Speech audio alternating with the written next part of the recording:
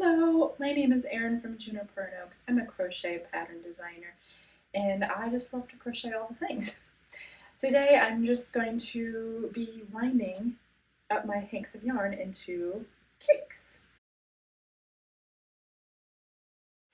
Now if you're not aware, yarn comes in different shapes and sizes. And really it's packaged in different shapes and sizes. A lot of yarn stores you'll find deliver your yarn in skein. This is what you can pick up at like Hobby Lobby or Michael's or wherever. This is from Frills Crochet. And this has like a center pull and it's just nice and neat. Sometimes there's yarn that comes in these cakes. It has a center pull and it just looks like so. But how I get my yarn from High Desert Yarn and a lot of other boutique-y kinds of yarn comes in these hanks. And it's not really easy to use this yarn to crochet your project. So what you gotta do is use your yarn swift. This, I got mine from Knit Picks and We Crochet.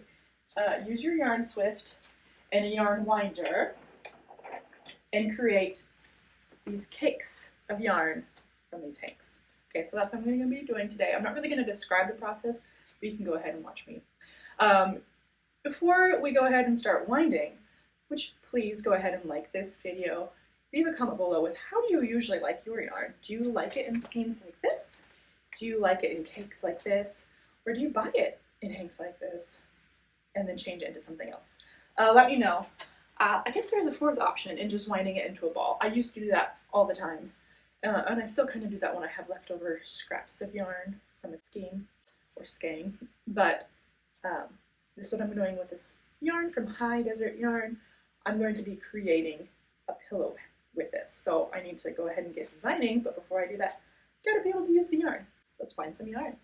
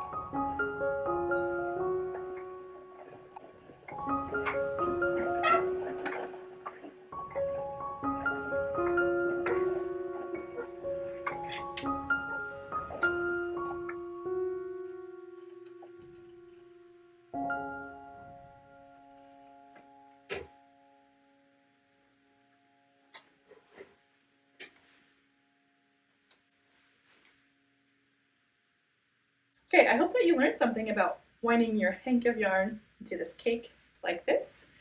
Maybe you found that was just like a peaceful thing to watch. I sure hope so. leave a comment down below with something that you learned, and if you're going to give this a try if you haven't already. If you find that I did something wrong and you have some tips for me, please also leave those tips in the comment. That'd be great. If you're not already, please subscribe to my YouTube channel. I'd love for you to be part of my crochet community on here. Make sure you hit that little bell so you're notified anytime I come out with any other yarn-related content videos such as this. Please give me a thumbs up so that more people can find this video.